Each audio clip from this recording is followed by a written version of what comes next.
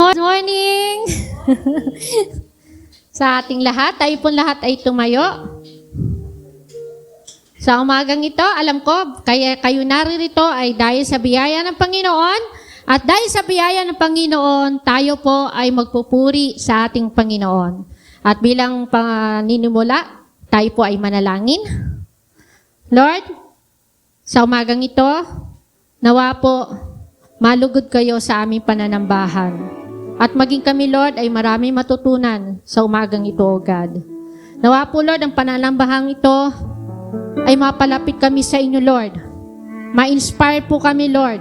At maibahagi po namin ang pag-ibig ng Diyos sa kapwa namin. At higit sa lahat, Lord, sa mga hindi pa nakakilala sa inyo, O God, maipadama namin ang pag-ibig na pinadama nyo sa amin, O God. At maramdaman din nila, Lord, yung pag-ibig nyo, Panginoon, sa pamamagitan namin, O God. Nawa po, Lord, sa pamumuhay namin, O God, kami po ay maging kalugod-lugod sa inyo, O God. Kahit hindi po sa simbahan, lalo na po, Lord, sa aming mga kanya-kanyang tahanan, sa aming eskwelahan, sa aming katrabaho, O God, ma-inspire po kayo, Lord, at makita po ang Panginoong pinaglilingkuran namin, Lord, sa pamamagitan namin, O God. At ito po ang aming dalangin sa tanging pangalan ng aming dakilang Diyos. At ang lahat ng anak ng Diyos ay magsabing, Amen! Hallelujah! Woo! Sabi po sa Psalm 66, sumigaw sa galak ang mga nilalang, at purihin ang Diyos ng may kagalakan. Wagas na papuri sa Kanya ibigay. Aawitan siya at luluwalhatiin siya. Amen.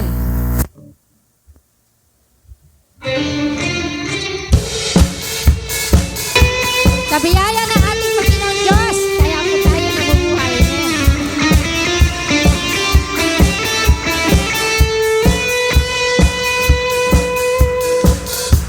Jesus, ikaw ay mabuti sa lahat ng panahon, di ka nagbabago. Tapat ka nga tunay, kaya naman ang puso ko'y nagpupuri.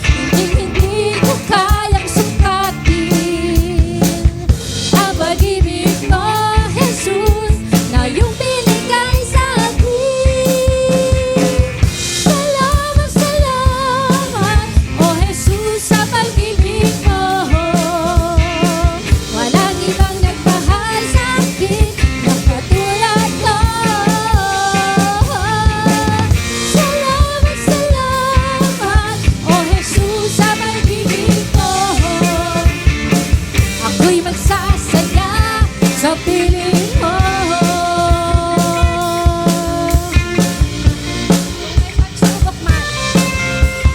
Kung may pagsubok man o kagipitan, ako ay may lalapitan. Ikaw, Jesus, ang aking sandigan, hindi mo ko pababayaan. Di ko kayang isipin, hindi ko kayang sukatin ang pag-ibig mo, Jesus, na iyong binigay sa akin. Salamat, salamat, oh Jesus, sa pag-ibig mo. Walang ibang nagmahal sa akin ng katulad mo. Salamat, salamat, oh Jesus, sa pag-ibig mo. Ako'y magsasaya sa piling mo. Buhay ko nang purihin ka, buhay ko nang sa'yo'y sumamba. Wala nang ibang nanaisin pa, kundi pasalamatan ka. Buhay ko nang purihin ka, buhay ko nang sa'yo'y sumamba. Wala nang ibang nanaisin pa, kundi pasalamatan ka. Buhay ko nang purihin ka, buhay ko nang sa'yo'y sumamba. Wala nang ibang nanaisin pa, kundi pasalamatan ka. Salamat, salamat, oh Jesus, sa pag-ibig mo. Walang ibang nagmahal sa akin ng katulad mo. Salamat, salamat, oh Jesus, sa pag-ibig mo. Ako'y magsasaya sa piling mo. Salamat, salamat, oh Jesus, sa pag-ibig mo. Walang ibang nagmahal sa akin ng katulad mo. Salamat, salamat, oh Jesus, sa pag-ibig mo. Ako'y magsasaya sa piling mo. Ako'y magsasaya sa piling mo. Ako'y magsasaya sa piling mo.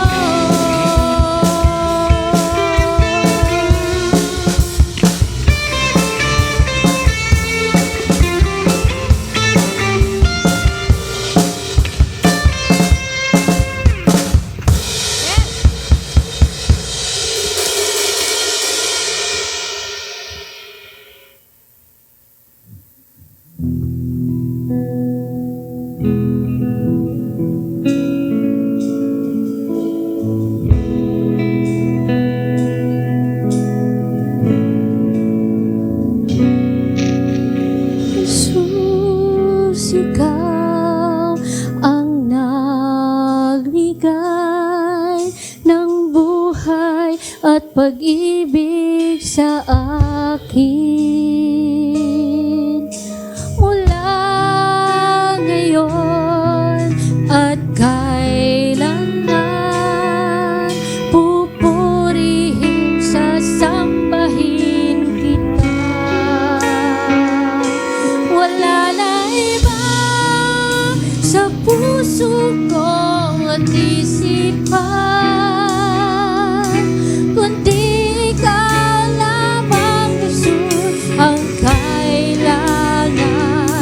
Hindi ba sa'yo ko lang matatagpuan kaligtasan at buhay na walang hanggan?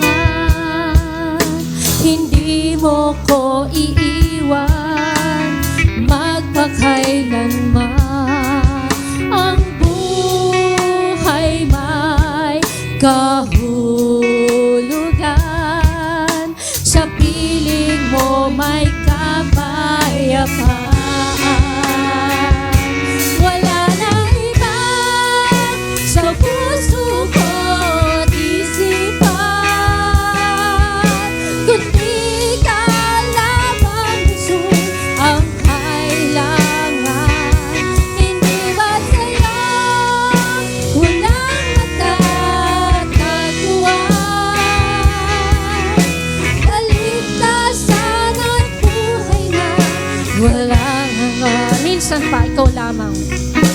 Ikaw lamang ang kailangan.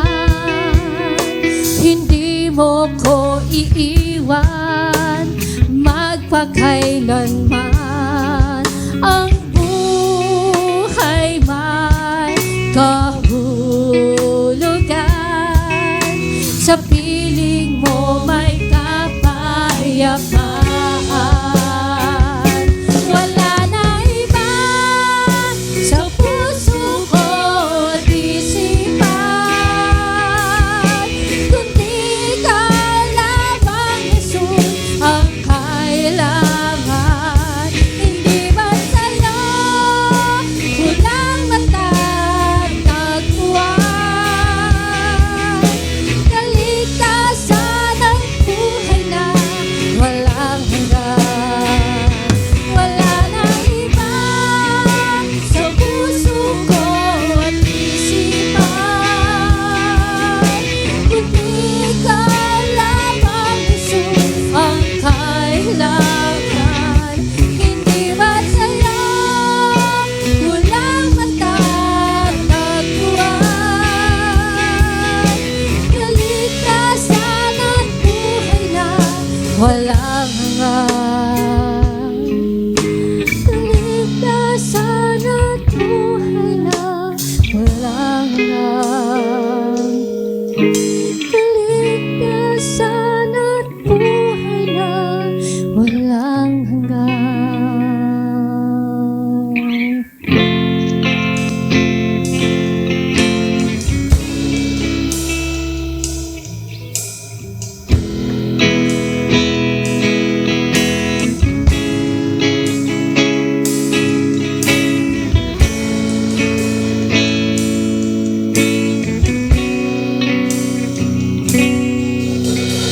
Walang ibang nagmahal sa akin ng tulad mo.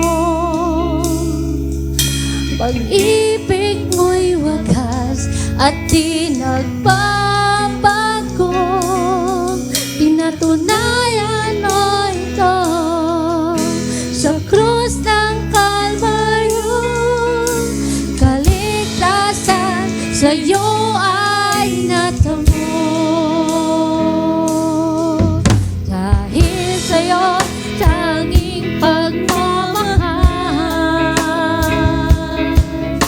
ako ay natubos sa kasalanan. Sasambahin kita at pupurihin ka bilang tanda ng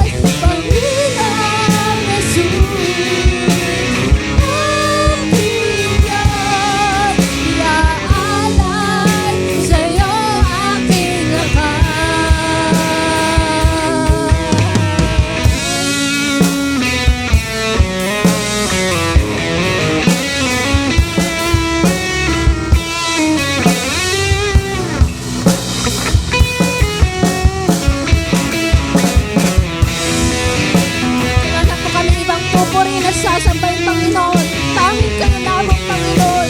Sa puso, sa isipan, at ang aming lakas, ay iaalay namin sa iyo, Panginoon. Ikaw ang hari. Ikaw ang hari at tagapagligtas.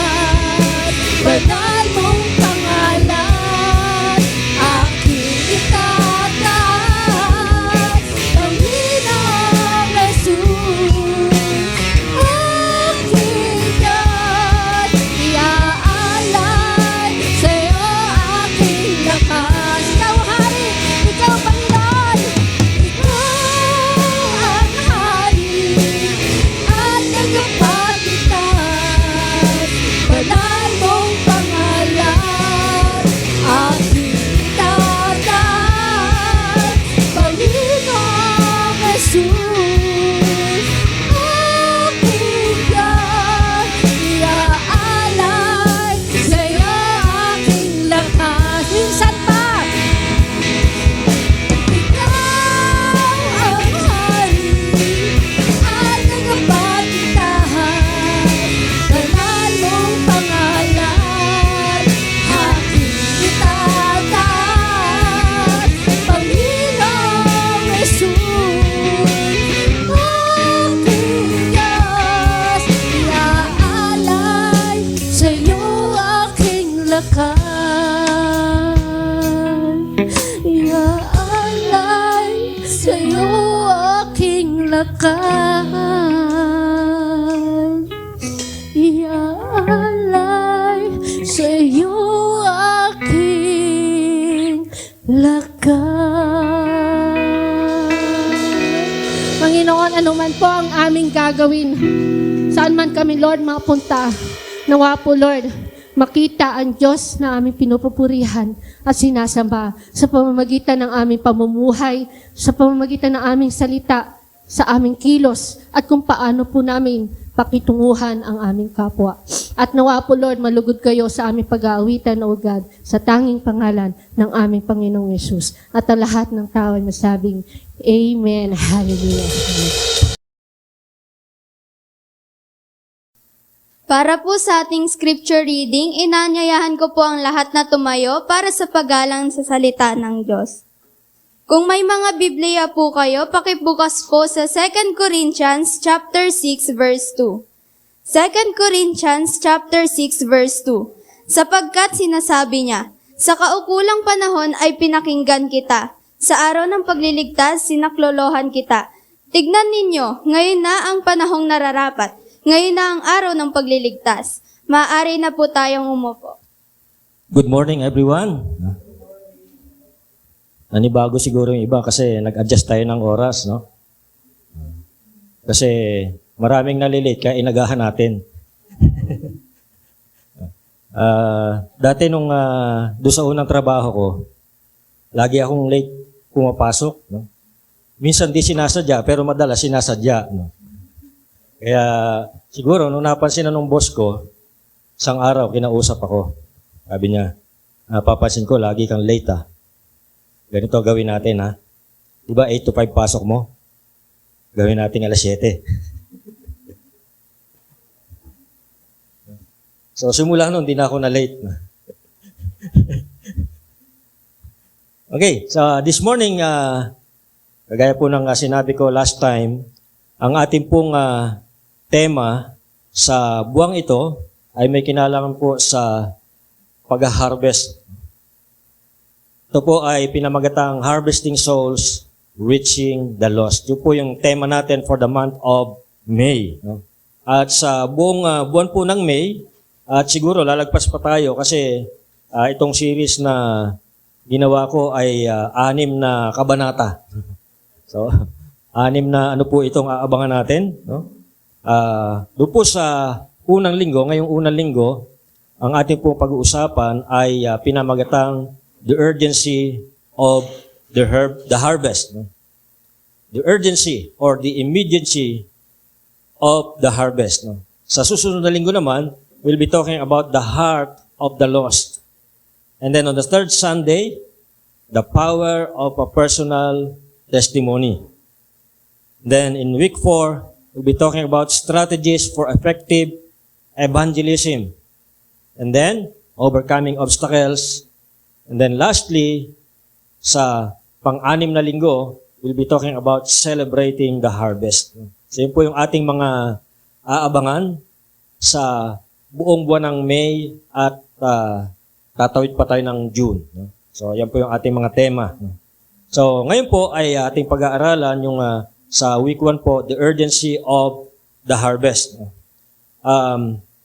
The biblical mandate to reach the lost is often referred to as the Great Commission.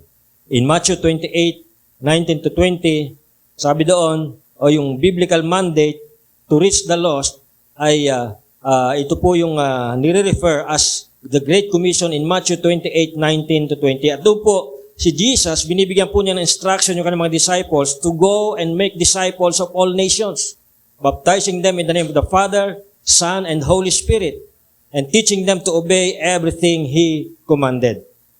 Dito po sa kautosang ito ay ini-emphasize ang pagpapalaganap ng mensahe ng kaligtasan at ito po ay nag-aanyaya sa atin o nag-aanyaya sa mga tao ng pagkakaroon ng relasyon sa Diyos. Doon po sa binasang text kanina ng ating scripture reader, thank you Micaela, sabi po doon, 2 Corinthians chapter 2 o chapter 6 verse 2, sabi diyan, "For he says, in the time of my favor I heard you, and in the day of salvation I helped you. I tell you, now is the time of God's favor. Now is the day of salvation." Dito po sa talatang ito, pinapakita po yung urgency or immediacy of spreading the message of salvation because the time of God's favor is now. Dito po, hinihikayat po tayo na agarang kumilos, na wag nang magpatumpik-tumpik pa. Ang mensahe ng kaligtasan ay kinakailangang maipalaganap ngayon, as in, now na. Hindi bukas, hindi sa isang linggo. Now is the day of salvation, according to that verse. Sa isang maliit na village po ay mayroong bukid na napapaikutan ng mga bundok. At doon po ay mayroong isang farmer na tatawagin na lang natin sa pangalang Bert. Si Bert po ay kilalang masipag at mayroong dedikasyon sa pagsasaka ng palay kung saan ay matyaga po niyang inaalagaan yung kanyang pananim na palay. Isang gabi ay nagsimulang dumilim ang kalangitan na nagbabadya ng papalapit na bagyo. Unti-unting lumalakas ang simoy ng hangin na humahampas sa mga uhay ng palay na noon ay golden brown na. Na-realize niya na nanganib yung kanyang pananim na pinaghirapan at hinintay ng ilang buwan upang anihin at pakinabangan. Ngunit ngayon ay nasa panganib na masira ng bagyo kung hindi agad aanihin. Kaya ang ginawa po niya, agad niyang tinawag ang kanyang buong pamilya, tinawag niya yung kanyang mga kapitbahay upang tulong-tulong nilang gapasin ang mga palay habang wala pang ulan. Sama-sama at walang pagod nilang ginapas ang mga ginintoang butil ng palay at binigkis ang mga ito. Nagsimulang bumagsak ang unang patak ng ulan at dinoble pa nila yung kanilang efforts at sa ganila na lang yung kanilang pagmamadali habang lumilipas ang bawat minuto. Unti-unting lumalakas ang hangin kasabay ng mga kulog at kidlat sa kalangitan. Pero hindi alintana ito ni Bert at ng kanyang mga kasama dahil ang mga ito ay determinado at alam nila na dito nakasalalay ang kanilang kabuhayan. Finally, nang bumuhos na ang malakas na ulan, ay natapos na nilang gapasin ang mga palay. Salamat sa kanilang agaran at mabilis na pagkilos at nailigtas ang mga palay sa panganib ng bagyo. This is a testament to the resilience and teamwork of a farmer and his community in the face of nature's fury. In Matthew chapter 9, 37 to 38, sabi ni Jesus sa kanyang mga disciples, "The harvest is plentiful, but the laborers are few. Therefore pray earnestly to the Lord of the harvest to send out laborers into his harvest." Ito pong verse na ito ay nag-emphasize of the urgency of the harvest. Pinapakita po dito na hinog na at kinakailangan ng anihin ang mga kaluluwa. Today, we'll be talking about the urgency of spreading the gospel. Tayo po muna ay manalangin. Dakilang Diyos, magpapasalamat po kami sa araw na ito as we talk about the urgency of the harvest. Dalangin po namin, Panginoon, na sa amin po mga puso, ilagay niyo po yung compassion and passion for the lost. Kung papaano po ang inyong puso ay nagdurugo sa mga kaluluwa na hindi pa nakakilala sa inyo, nawa Panginoon, ang aming mga puso ay punuin niyo po ng kabigatan, ng burden for the lost. Dalangin ko po, Panginoon, na ang aming pong mga puso't isipan ay punuin niyo po ng compassion, na hindi po kami matatahimik, Panginoon, kung hindi namin maipamamahagi ang inyong mabuting balita ng kaligtasan at sa gayon ay maabot ang mga kaluluwa na hindi pa nakakilala sa inyo. Panginoon, tulungan niyo nga po kami na maunawaan ang inyong mensahe sa umagang ito. Dalahin ko niyo Banal na Espiritu ang siyang kumilos sa aming mga buhay. Stir our hearts, Lord, and let your Spirit flow in our lives. Let your Spirit fill us, empower us, and let our hearts burn for you, O God. Dalahin ko, Panginoon, na pag-alabin niyo ang aming mga puso sa umagang ito. Pag-alabin niyo ang aming mga puso sa pagmamahal sa inyo, sa pagmamahal sa mga kaluluwa na hindi pa nakakilala sa inyo, Panginoon. Nawa ang inyong salita ay matanim sa matabang lupa sa mga oras ito. Ito ang dalangin sa pangalan ni Jesus. Amen. Una pong titingnan natin sa umagang ito ay yung pong tinatawag na The Great Commission. Matthew 28:19-20, sabi doon, "Kaya't humayo kayo, gawin ninyong alagad ko ang mga tao sa lahat ng bansa. Bautismuhan niyo sila sa pangalan ng Ama at ng Anak at ng Espiritu Santo. Turuan niyo silang sumunod sa lahat ng iniutos ko sa inyo. Tandaan ninyo, ako'y laging kasama ninyo hanggang sa katapusan ng panahon." Yun po yung pangako ng Panginoon sa atin. Sa ating pong pagsunod sa kanyang dakilang tagubilin, ang kanyang pangako sa atin, siya po ay sa atin, kasama natin, sabi niya, hanggang sa katapusan ng panahon. Mula po sa mga talatang ito ay mababasa natin ang dakilang tagubilin ng Panginoong Jesucristo sa kanyang mga alagad, noon at ngayon. Ang kanya pong dakilang tagubilin ay gawing alagad niya o tagasunod niya ang mga tao. Bautismuhan sila at turuang sumunod sa lahat ng kanyang iniutos. Mga kapatid, we are not commanded just to make converts or church members or music ministers or any of the church leaders or church officers. His command, malinaw po dito, is to make disciples who will also make disciples. Take note, sabi po niya, gawin ninyong alagad ko ang mga tao. Then in verse 20, turuan ninyo silang sumunod sa lahat ng iniutos ko sa inyo. Hindi po natatapos doon sa ang isang tao ay makakilala sa Panginoon. Ito po'y dapat magpatuloy na siya ay maging tagasunod ng Panginoon at maituro sa kanya kung papaano o kung ano yung mga iniutos ng Panginoon at sa gayon ay susundan niya ito. Ang Great Commission o dakilang tagubilin ng Panginoong Hesus sa kanyang mga alagad upang ipalaganap ang kanyang mga katuruan sa lahat ng mga bansa ay tinitingnan ng mga Kristiyano na kautusan sa lahat ng mga mananampalataya. Ito po hindi lang para sa mga sinaunang disciples. Ang kautusan po ito ay tumawid hanggang sa kapanahunan natin ngayon.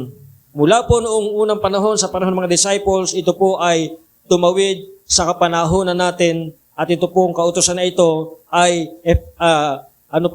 binding pa rin hanggang sa ating kapanahunan. Ito po ay kautusan sa lahat ng mga mananampalataya, hindi lang sa mga apostol. Ang ideyang ito ay nagmumula sa paniniwalang ang mensahe ng Panginoon Hesus ay dapat na ibahagi at ipamuhay. Ang scope ng mission na ito ay ang buong mundo. Ang mabuting balita ay kailangang maipangaral sa lahat ng tao, sa lahat ng lahi, sa lahat ng kulay, at sa lahat ng kultura. This global scope has led many Christian organizations, kagaya ng Kamakop, to engage in missions and evangelism activities around the world. And they are aiming to share the gospel message and make disciples in diverse contexts. Ang idea nito ay abutin ang mga tao sa bawat sulok ng mundo at anyayahan sila sa pagkakaroon ng relasyon sa Panginoon. Yun po ang Great Commission. Ang mabuting balita ng kaligtasan ay maiparating sa lahat ng sulok ng mundo at ang mga tao ay inaanyahan na magkaroon ng relasyon sa Panginoon. Pangalawa, dapat nating maunawaan ang ano ba itong harvest na pinag-uusapan dito. Think of spiritual harvest as farming. Kung papaanong ang mga magsasaka ay inihanda nila ang lupa, itinatanim ang binhi, pinapatubigan ito at pagkatapos ay matyagang naghihintay sa pagtubo at paglago nito hanggang sa mamunga at ready for harvest na. In spirituality, people cultivate their minds and hearts, sow the seeds of wisdom and compassion, nurture them through practices like meditation and self-reflection, and then reap the rewards of spiritual growth, understanding, and inner peace. Ito pong prosesong ito ay mahabang proseso na nangangailangan ng mahabang pasensya. Kailangan din po ito ng effort at sa bandang huli ay magbubunga ito ng spiritual harvest para tayong farmers na nagtatanim sa puso ng mga tao at kapag nahinog na ito ay kailangan ng i-harvest. Kung papaano ang magsasaka ay nag-aani sa tamang panahon, samantalahin natin ang bawat pagkakataon na maibahagi ang mabuting balita sa mga pusong bukas at handang tumanggap nito. Ang palay at kahit anong pananim ay mayroong season na kailangan itong i-harvest. Dahil kung hindi ito ma-harvest sa tamang season o sa tamang panahon, ito po ay masisira o mabubulok. Sa ating paligid, marami ng hinog na kaluluwa at kailangan ng i-harvest. Let us be sensitive and discerning upon the leading of the Holy Spirit. Baka mamaya, katabi mo na pala sa sasakyan, kasama mo na sa trabaho, kaklase mo, katabi mo sa upuan, hindi mo na share ng gospel hanggang sa lumipas yung season. Hinog na, nabulok pa. So meron lang pong season ang harvest.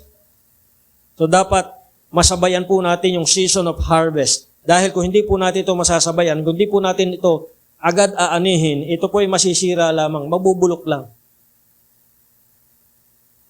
Pangatlo po, dapat maunawaan din natin yung urgency. The urgency of now. The urgency of now highlights the brevity of life and uncertainty of tomorrow. Mga kapatid, ang buhay po ay napakaikli lamang at walang nakatitiyak kung ano ang mangyayari sa kinabukasan. Kahapon lang nagpaplano ka ng iyong wedding. Kinabukasan, nagpaplano ka na ng wedding ng iyong anak. Kahapon lang, excited ang iyong parents habang ikaw ay pinagbubuntis.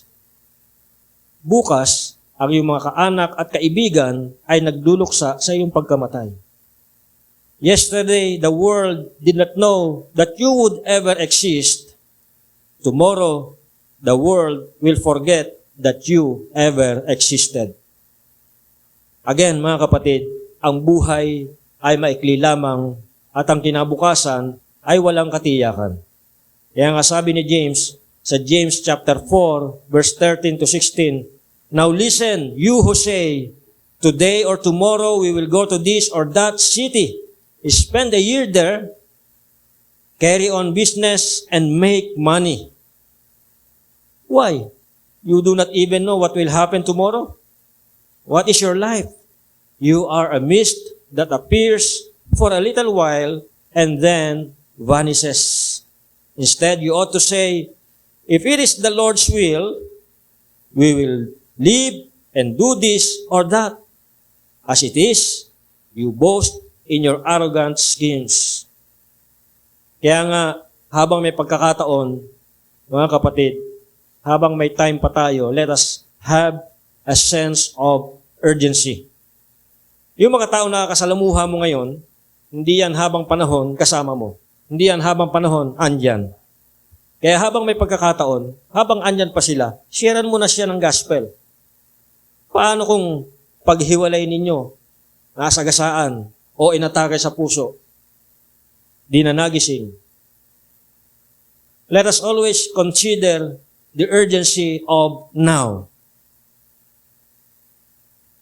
Ayon po sa statistics regarding population growth and the need for more laborers in the spiritual harvest field, sabi sa UN, according to the UN, sabi ng UN, ganito po, the global population is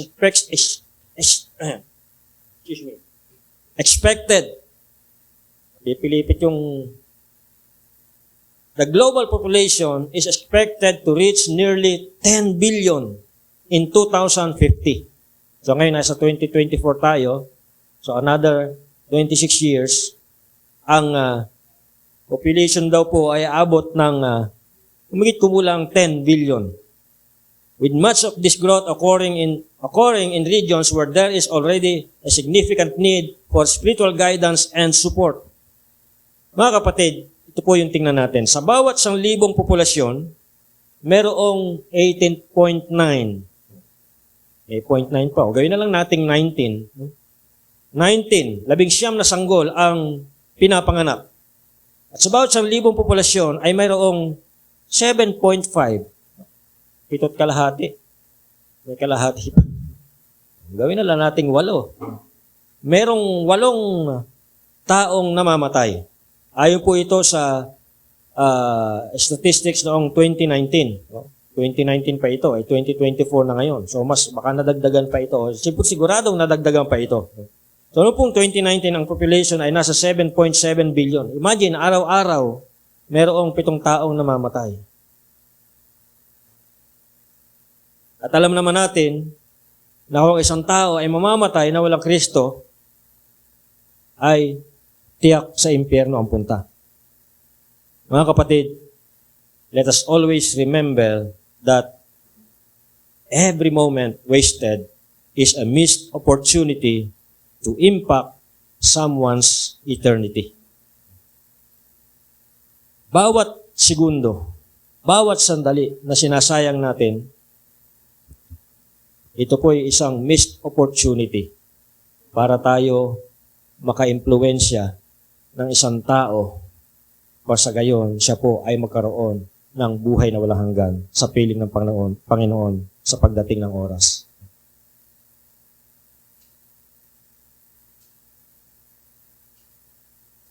So ito po, mayroong mga challenges and opportunities in sharing the gospel. Ano ba itong mga challenges na ito? Kapag tayo po ay nagsishare ng gospel.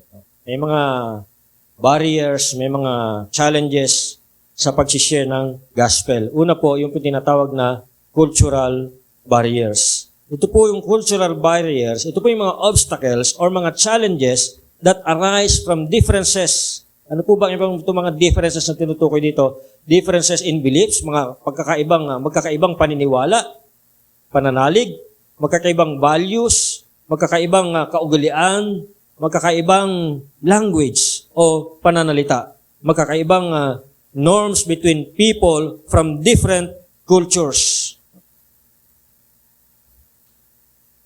Madalas, ang nagiging hamon po sa pag-share ng gospel ay yung pong communication barriers because of differences in languages. Dahil magkakaiba ang language, no? For example, mga Koreans at mga Japanese, and even mga Chinese, hirap po sila mag-English. Kaya, kinakailangan mo, para efektibo ka makapag-share ng gospel sa kanila, kinakailangan mo aralin yung kanilang language. Thailand, no? Meron po tayong missionary sa Thailand. No? Inaral po nila yung language ng Thailand. para epektibo silang makapag-share ng gospel sa mga Thailanders. May mga pagkakaiba rin sa paniniwala, may mga pagkakaiba sa mga values, mga nakaugalian, mga kultura. Ito po yung mga, ito'y maaaring maging hadlang sa effective communication, collaboration, and understanding. Now, para ma-address po ito, kailangan tayo ay sensitive, kailangan tayo ay open-minded, at willing tayong matutunan at respetuhin ang ibang kultura. Hindi po natin ma-address itong cultural barrier na ito, kung hindi po tayo magiging sensitive at kung wala po tayong willingness matutunan yung kanilang kultura and even yung kanilang language. And most especially, respetuhin po natin yung ibang kultura. Iba po yung kultura natin sa kanila, so dapat respetuhin din natin yung kanilang kultura. Pangalawang hamon o challenges in sharing the gospel is yung tinatawag na persecution. Kadalasan po ito'y nag-uugat sa prejudice or preconceived ideas, intolerance or hatred. Kaya ang mga Christians ay nakakaranas ng persecution o pag-uusig mula sa ibang pananampalataya. At kung minsan, nangyayari din yan habang nagsishare ka ng gospel.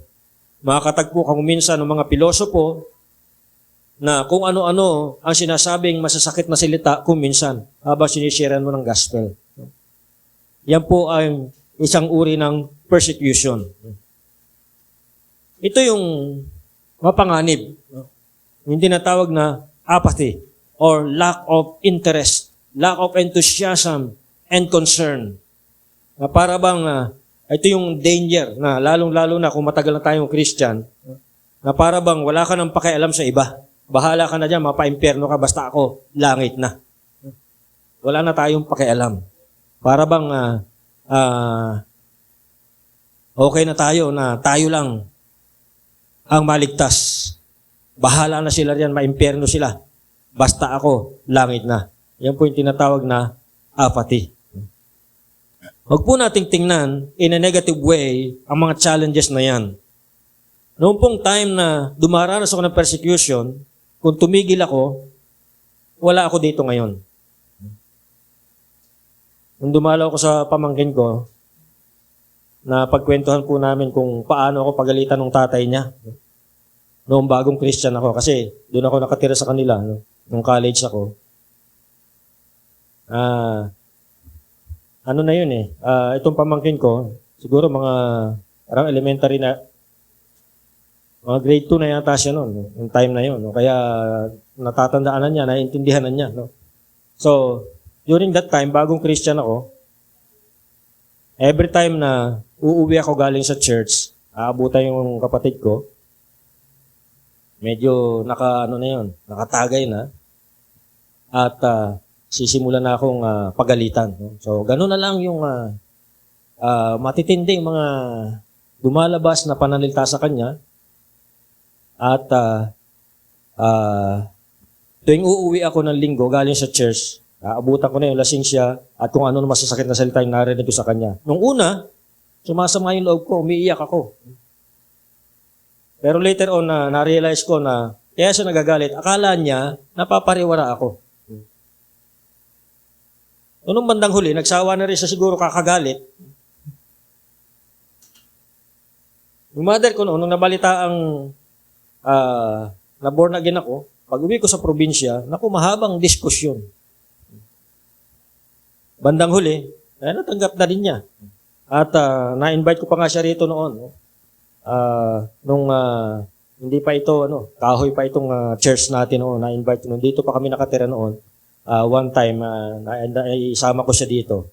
At naka-attend siya one time ng ating worship service. So, kung tumigil ako noon, wala ako dito ngayon. Yung mga challenges na yan, tingnan natin as an opportunity for growth and reliance on God's strength. Tingnan natin yung mga challenges na yan na opportunities para tayo lumago at para tayo ay lalong umasa sa kalakasan ng Panginoon at hindi sa ating sariling kalakasan. As a result of obeying the Great Commission, yung isa sa mga disciples ko during college days, nasa Santolan ngayon, pastor na rin. Yung iba nasa ibang bansa at patuloy na naglilingkod sa Panginoon.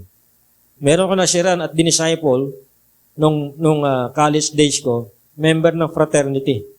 At bago siya nakakilala sa Panginoon, bago ko siya nasira ng gospel, na-involve pa siya sa riot noon sa school.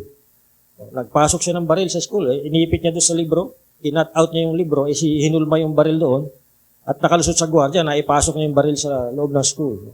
At nung nag-riot, nagkaputukan. Mabuti na lang, walang tinamaan at di rin siya tinamaan. So, nung makakilala sa Panginoon, hindi na siya sumasama sa mga kabradya sa fraternity. Ang sinasamahan na niya ngayon ay mga kabrad at kasis niya sa Panginoon. Sana lang after graduation, nagpatuloy siya kasi wala na akong balita sa kanya after nung gumraduate ako at nung after na gumraduate na siya. Hindi ko na nabalita. Hinahanap ko sa FB, di ko ma-search yung kanyang FB. So, yung mga ibang kapatiran ko noon na nagkaroon pa rin kami ng constant communication up to now, and from time to time, nagme-meet po kami. So, nakakatuwa na makita sila na nagpapatuloy sa Panginoon at yung iba ay ginagamit na rin sa ministry ng Panginoon.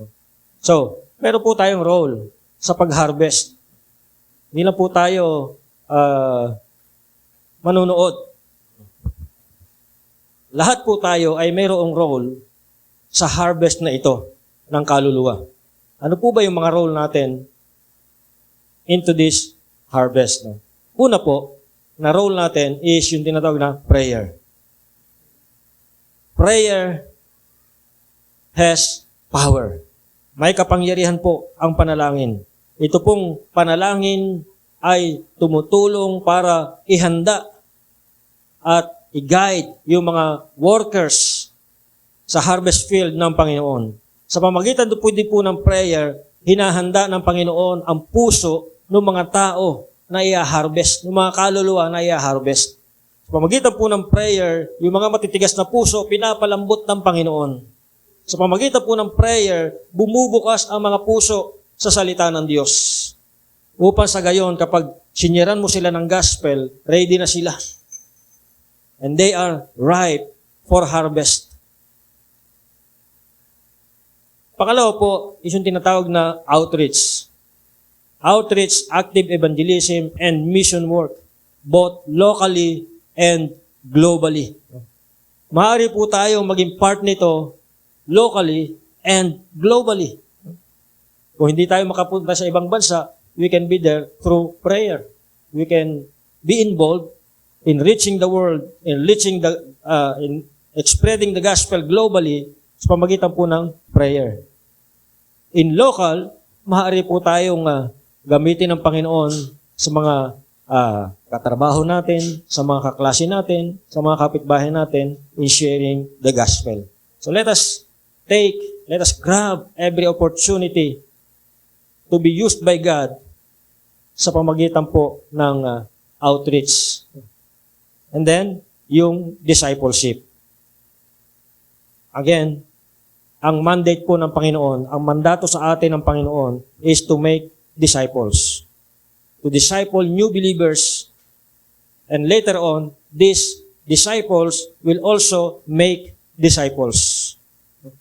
So yun po yung ways na tayo po ay maging part. Ito po yung ating mga roles sa harvest field ng Panginoon. Prayer, outreach, and discipleship. Sa umagang ito, makita po natin yung urgency of the harvest. The urgency of the harvest emphasizes the importance of taking action promptly and purposefully in spreading the gospel to the lost.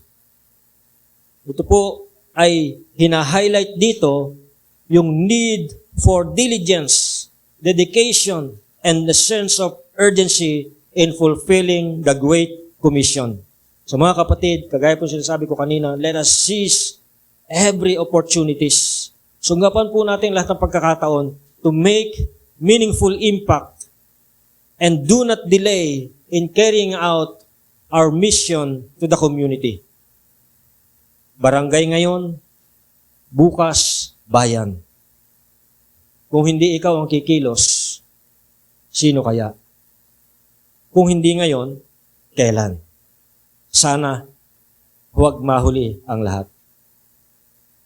Sa umaga po ito, I am inviting you, inaanyahan ko po kayo to respond to the Great Commission with passion and dedication. Tayo po'y manalangin. Hallelujah. Salamat po, Panginoon, sa umagang ito. Nakita po namin na kailangan naming kumilos ng agaran, Panginoon, dahil hinug na ang mga kaluluwa at kinakailangan na itong anihin. At sa umagang ito, Panginoon, dumudulog kami sa inyo.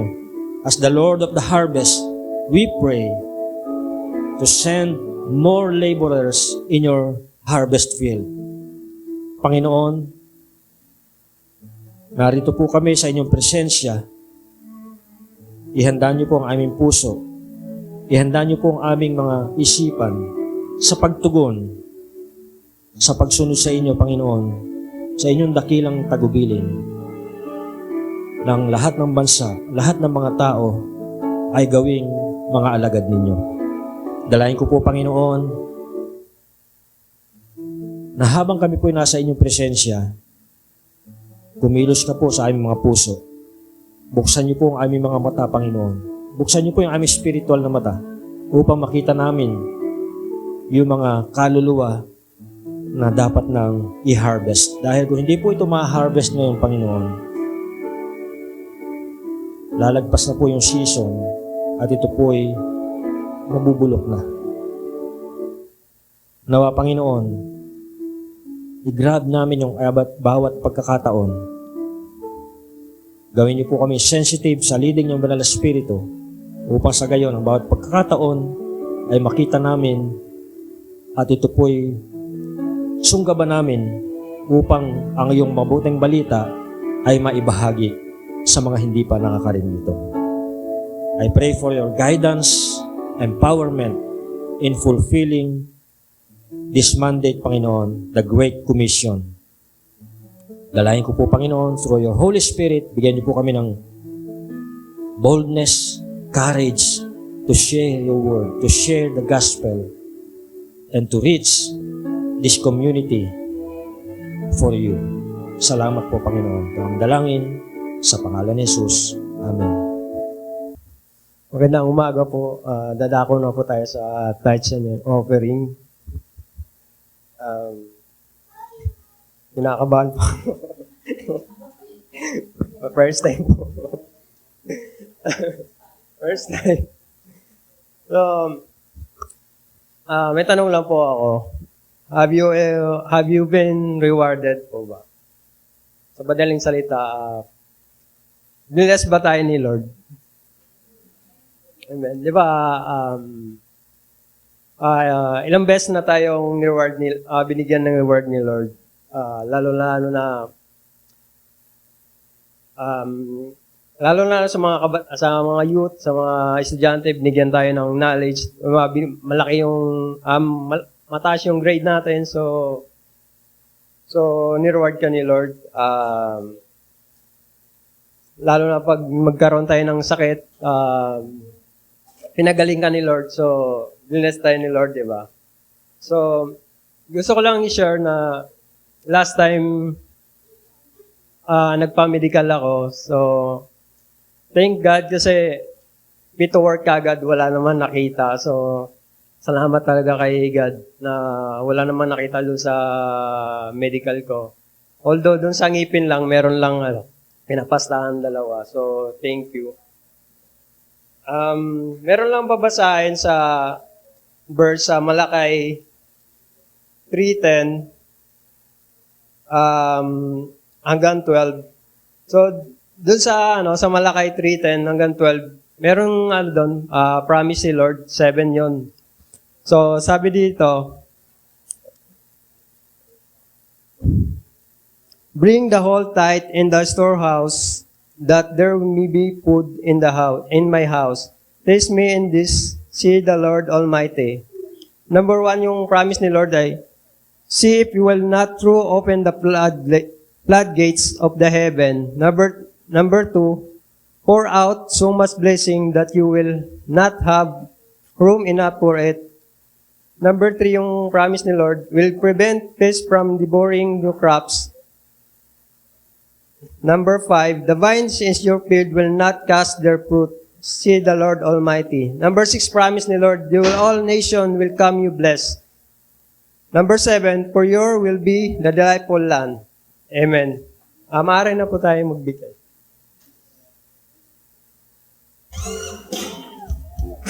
One of the best ways that we can prove that we love the Lord is by giving. Amen. So we're going to sing a song about giving, and it's got some hand motions, and I want you to join with me, okay? Will you do that? Here we go. Watch me. Give, and it will come back to you. Good measure, pressed down, shaken together, and running over. Give, and it will come back to you. When you give to the Lord. Help me out now. Here we go. Give, and it will come back to you. Good measure, pressed down, shaken together, and running. Let's pray. Panalangin natin yung Hallelujah, Lord God. Maraming po salamat sa umagang ito, sa pagkakataon, Panginoon, ang bawat isa ay nasa simbahan, mga God. Pagpalain mo itong aming offering, Lord, at nawa, Panginoon, lahat ng mga naghahanap pa ng work ay bigyan niyo po ito. I-bless mo ang bawat isa, Panginoon. Tulungan mo kami maging cheerful giver, maging obedient, Panginoon, sumunod sa lahat ng mga utos mo, Panginoon, Lord, at pagpalain mo ba isa, Panginoon. Salamat, Panginoon. In Jesus' name, I pray. Amen. Good morning po sa ating lahat. Kinakabahan din po ako. Ay, kala nyo ba? Kinakabahan din ako. Ayan, good morning po. I'm glad na kahit nag-change tayo ng oras, no, we're able na maka-attend on time. Ako kanina po, nag-alarm ako 7:30 para 8:30 alis na ako, tapos 9:30 nandito na ako. Kaso si Lord masyado 6:30 pa lang gising na ako. Hindi na ako makatulog kaya early po ako today. Yan. Excited. Ayan. So, ngayon po ay dadako na tayo sa announcements and acknowledgements. Of course, I'd like to welcome each and everyone here at Napico Christian Alliance Fellowship. And I'd like to acknowledge our leaders na ginamit ng Panginoon ngayong araw na to. So, salamat sa ating call to worship, Ate Jenny Taton, scripture reading, Micaela Obmerga, and our call to offering, Kuya Job Galito. And of course, salamat din sa ating speaker, Pastor Rafi Malang.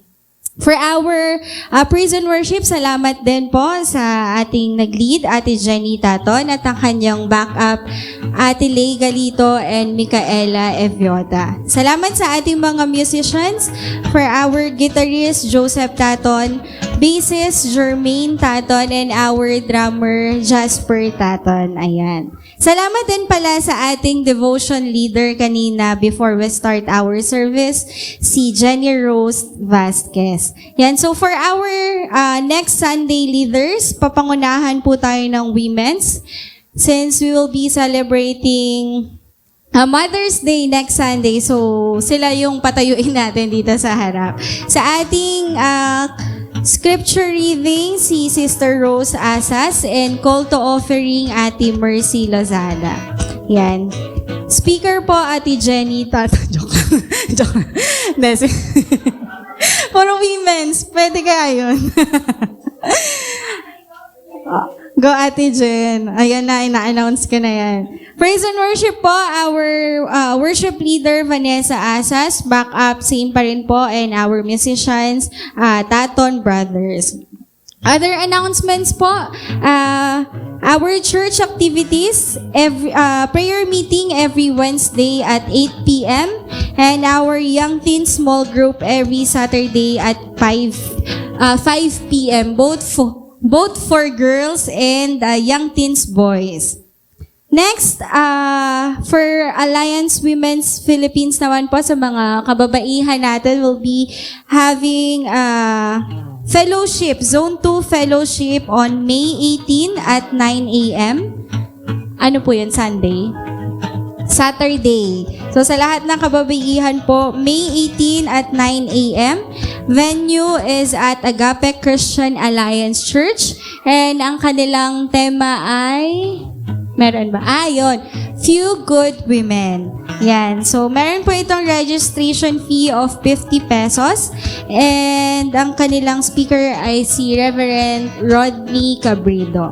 So, we encourage yung mga women's po on May 18 sa May 19 na po tayo maglaba ng tanghali. Baka maya morning ng Sunday, wala nagsimba, naglaba sila.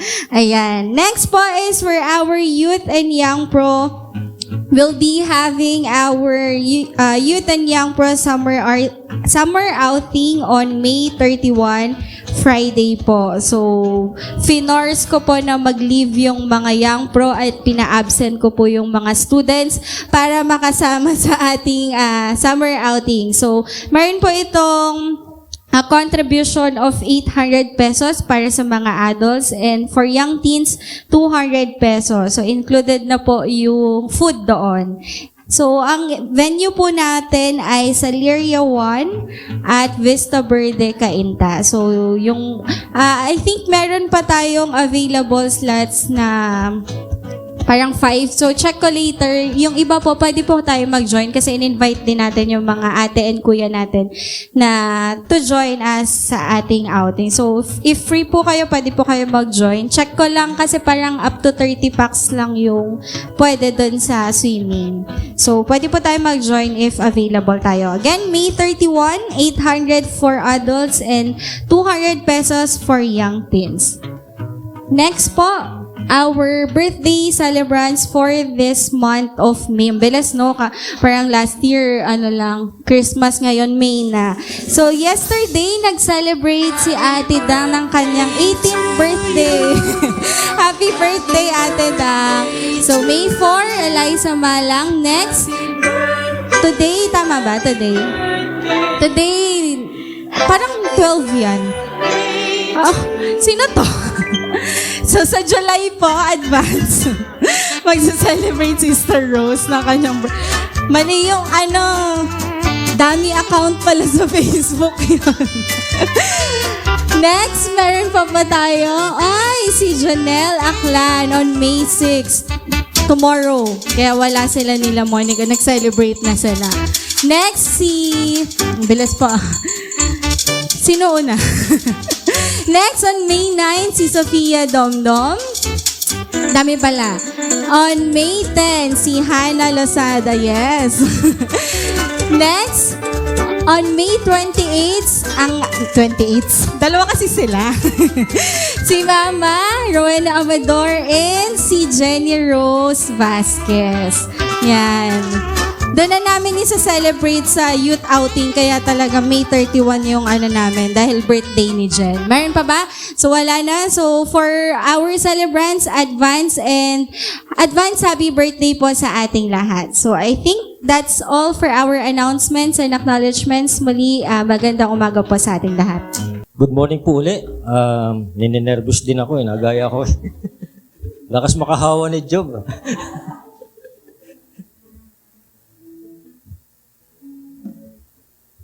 In preparation sa ating communion, tayo po ay tumayo at sabayan po natin itong awitin na ito.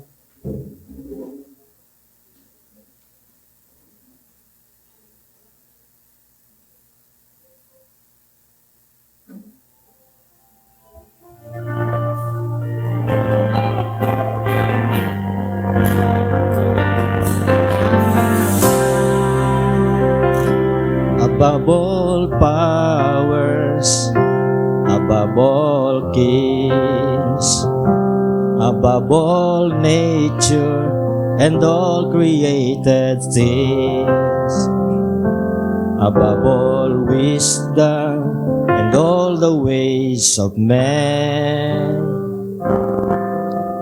You were here before the world began. Above all kingdoms, above all thrones, above all wonders the world has ever known, above all wealth and treasures of the earth. There's no way to measure what you're worth. Crucified and laid behind the stone, you need to die, rejected and alone, like a rose trampled on the ground. You took the fall and thought of me above all,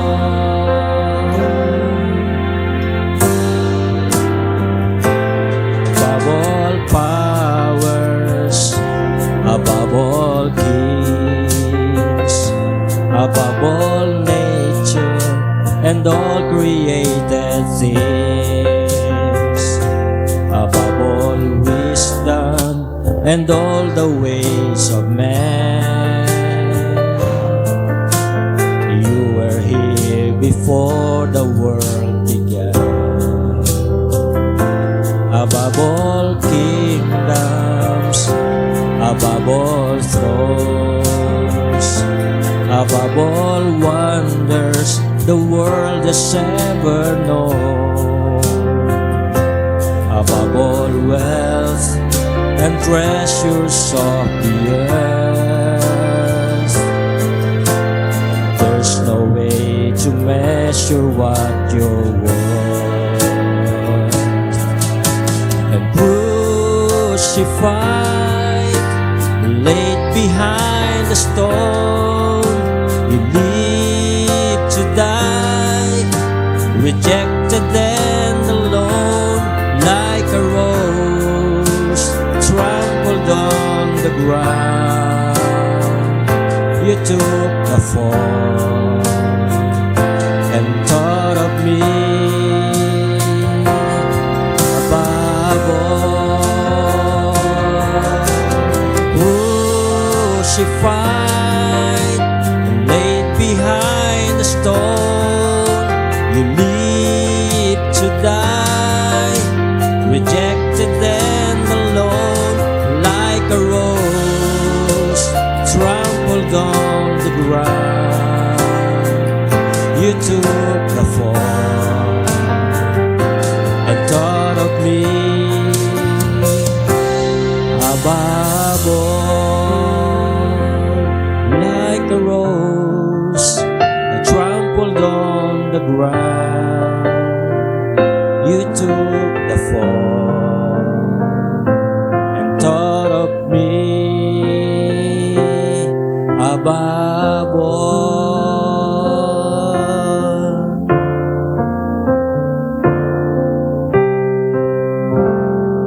Hallelujah. Salamat po, Panginoon, that you thought of us, Panginoon. Inisip niyo po kami. Higit sa lahat, Panginoon, salamat po dahil bagamat hindi po kami karapat-dapat, Panginoon, inisip niyo pa rin po kami at piniling iligtas, Panginoon. We thank you for your sacrifice on the cross for us. We thank you for the blood that was shed on that cross. And because of that blood, we receive forgiveness for our sins. Dalahin ko, Panginoon, as we prepare our hearts in partaking the Lord's Supper, I pray, O God, that you will cleanse us, cleanse our hearts, Lord, as you promised in your word that if we confess our sins, you are faithful and just to forgive us and cleanse us from all unrighteousness. Pray, Father, that you will forgive us and cleanse us today, and let your Holy Spirit fill us and empower us, and your Holy Spirit be on the throne of our lives right now. Dalayan ko, Panginoon, ikaw nga po ang siyang patuloy na manguna at maghari sa aming mga puso sa mga oras na ito. upang sa gayon kami po ay maging karapat-dapat sa pagtanggap ng inyong banal na hapunan. Pagpalain niyo po ang bawat isa sa pangalan ni Jesus. Amen. Pwede po tayong makaupo. This morning, we'll be talking about the profound significance of the Lord's Supper. Ito pong sacred ritual na ito or sacred sacrament ay kilala rin po sa pangalang communion, Lord's Supper, banal na hapunan, Eucharist. And ito po ay mayroong malalim na spiritual at symbolic meaning sa Christian world. At its core, the Lord's Supper is a memorial, a remembrance of Christ's ultimate sacrifice on the cross. Sa pamagitan po nito, inaalala natin ang ginawang sakripisyo ng Panginoon Jesus doon sa cross ng Kalbaryo. On the night before His crucifixion, si Jesus po ay kumain ng kanyang huling hapunan kasama ang kanyang mga alagad. Kumuha po siya ng tinapay, nagpasalamat at pinagpiraperso ito at binigay niya sa kanyang mga alagad. Ito po kanyang sinasabi, "This is my body which is given for you. Do this in remembrance of me." In the same way, gumawa po siya ng saro, nagpasalamat, at kanya sinabi, "This cup that is poured out for you is the new covenant in my blood." Sa pamagitan po nitong simpleng mga kataga at kilos ng Panginoong Jesus, ngunit may malalim na kahulugan, in-establish po ng Panginoong Jesus itong sacred tradition for His followers. Yung pong tinapay o yung ostya ay nagsisimbolo sa kanyang katawan na nabayubay doon sa krus. At yung juice ang nagsisimbolo sa kanyang dugong tumigis doon sa krus. Pamagitan po ng pagtanggap natin ito, pagpartake sa Lord's Supper, we symbolically participate in Christ's sacrifice and we reaffirm our faith in His redemptive work. Pamagitan po nito, symbolically, participate po tayo sa ginawang sakripisyo ng Panginoon Jesus doon sa krus. At sa pamagitan po nito, nire-reaffirm po natin yung ating pananalig o pananampalataya doon sa ginawa niya sa krus. The Lord's Supper is also a powerful expression of our unity as believers. Pamagitan po nito, pinapakita po natin yung pagiging o yung ating pagkakaisa. Sabi po ni Apostle Paul sa 1 Corinthians chapter 10, 16-17, "Is not the cup of thanksgiving for which we give thanks a participation in the blood of Christ? And is not the bread that we break a participation in the body of Christ? Because there is one loaf, we who are many are one body, for we all share the one loaf." Pamagitan po nito, tayo po ay pinag-iisa. Dahil tayo po ay iisa sa katawan ni Kristo. Now, this unity extends beyond the present congregation to include all believers across time and space. Hindi lang po ito para sa atin ngayon, kundi ito po ay para sa mga naunang mga mananampalataya at sa mga future pa na mananampalataya. When we partake in the Lord's Supper, we join with the universal church, past, present, and future, in proclaiming the Lord's death until He comes again. Moreover, the Lord's Supper is a means of grace, a spiritual nourishment. Sa pamagitan po nito, tayo po ay pinapakain at pinapalakas ang ating pananampalataya. In John chapter 6, 53-56, sabi ng Panginoon Jesus, "Truly, truly, I say to you, unless you eat the flesh of the Son of Man and drink His blood, you have no life in you. Whoever feeds on my flesh and drinks my blood has eternal life, and I will raise him up on the last day. For my flesh is true food, and my blood is true drink. Whoever feeds on my flesh and drinks my blood abides in me, and I in Him. Pamamagitan po nito, we are partaking in this sacred meal and we are reminded, pinapaalalahanan po tayo nito, ng ang Panginoong Hesus ay kasama natin, na kanyang presensya ay naririto kasama natin because He is with us. At patuloy po niyang sinusustain yung pangangailangan ng ating mga kaluluwa. Patuloy niyo tayong ninonourish at patuloy niyang ipinaparana sa atin yung kanyang promise, the promise of eternal life. In conclusion, the Lord's Supper is a multi-faceted sacrament that embodies remembrance, unity, and spiritual nourishment. Sa ating pong paikibahagi sa banal na gawain na ito, gawin po natin ito na may paggalang, pasasalamat, at higit sa lahat, let us renew our commitment to follow Christ faithfully. Amen. Ito ang aral na tinanggap ko sa Panginoon at ibinibigay ko naman sa inyo. Ang Panginoong Hesus, noong gabing siya ipagkanulo, ay dumampot ng tinapay, nagpasalamat, at pinagpirapersa ito at sinabi, ito ang aking katawan na inihahandog para sa inyo. Gawin ninyo ito bilang pag-alaala sa akin. Tanggapin po natin lahat ang simbolo ng katawan ni Kristo.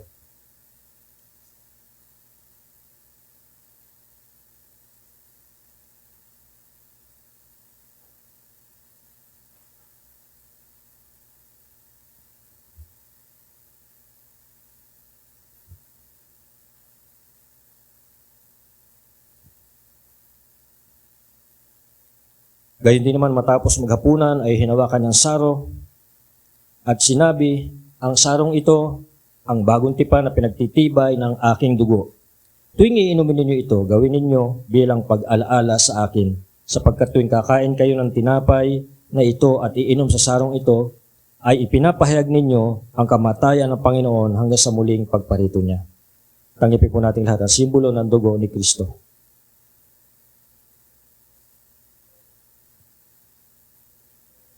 Tayo po'y manalangin.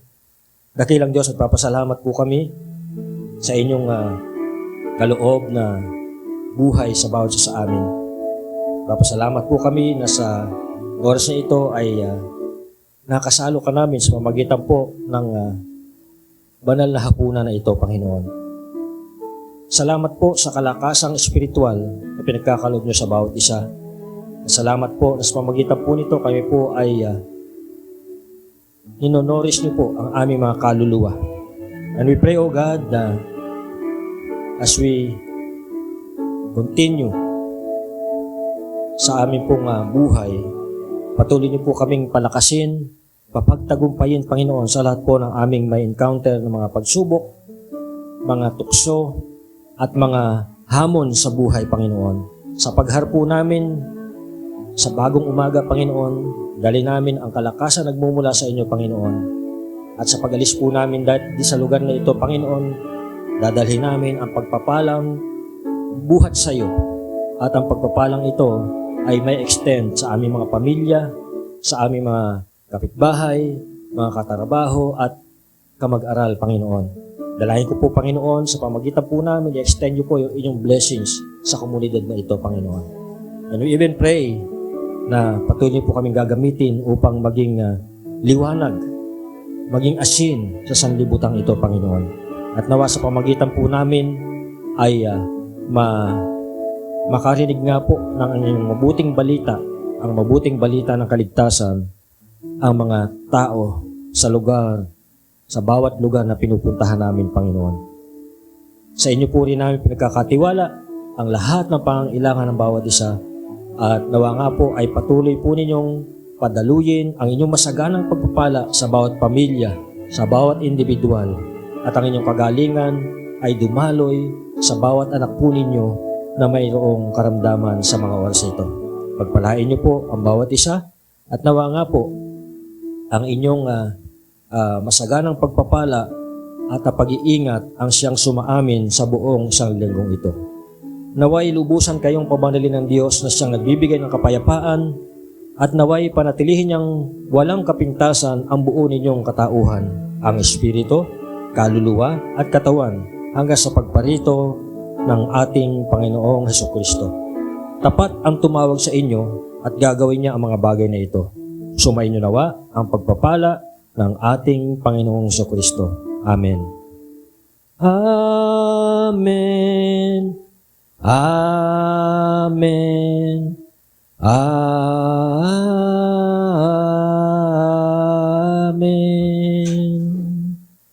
Amen. God bless you all.